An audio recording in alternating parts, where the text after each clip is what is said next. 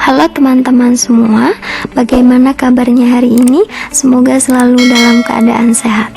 Pertemuan biologi kali ini akan membahas bab ruang lingkup biologi, yaitu materi kelas 10 IPA. Apakah pentingnya belajar biologi? Dengan mempelajari biologi, kita dapat mengetahui tentang lingkungan, tumbuhan, hewan, tubuh manusia, dan sistem yang menjalankan proses kehidupan.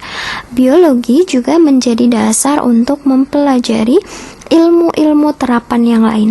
Dokter atau sarjana pertanian memerlukan pengetahuan biologi yang memadai.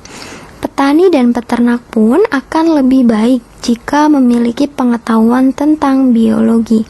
Saat ini, biologi telah berkembang sangat pesat, sehingga muncul ilmu-ilmu baru yang diturunkan dari biologi, atau yang kita kenal sebagai cabang-cabang ilmu biologi.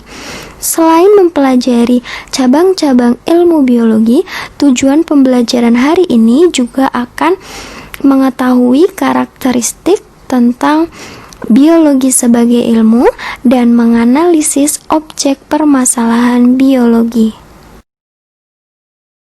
Biologi berasal dari bahasa Yunani. Bios artinya hidup, logos artinya ilmu. Berarti biologi adalah ilmu yang mempelajari tentang makhluk hidup. Berikut ini adalah karakteristik dari ilmu biologi. Yang pertama yaitu memiliki objek. Objek kajian biologi ada dua jenis, yaitu objek material dan objek formal. Objek material merupakan objek yang akan dipelajari, yaitu makhluk hidup. Nah, makhluk hidup ini adalah makhluk hidup yang pernah ada di dunia ini, termasuk juga fosil. Kemudian ada objek formal, yaitu cara memandang si objek, bisa meliputi struktur, fungsi, dan interaksi antar makhluk hidup. Kemudian yang kedua adalah memiliki metode. Dalam mempelajari objek kajian biologi, digunakan metode ilmiah untuk menemukan kebenarannya. Kemudian yang ketiga ada sistematis. Ilmu biologi harus tersusun mulai dari yang sederhana menuju yang lebih kompleks. Sebagai contoh, misalkan penyusun dari makhluk hidup yang paling sederhana adalah sel.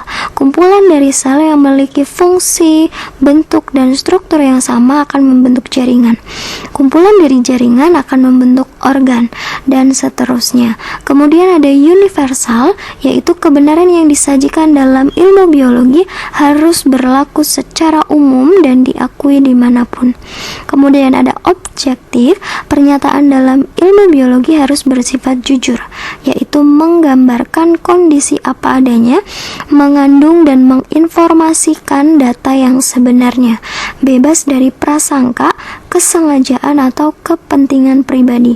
Kemudian ada analitis, yaitu kajian dari sebuah ilmu akan menuju hal-hal yang lebih khusus. Kemudian yang terakhir adalah verifikatif. Kebenaran dalam biologi bukanlah bersifat mutlak, tetapi bersifat terbuka atau verifikatif yang dikenal sebagai kebenaran ilmiah.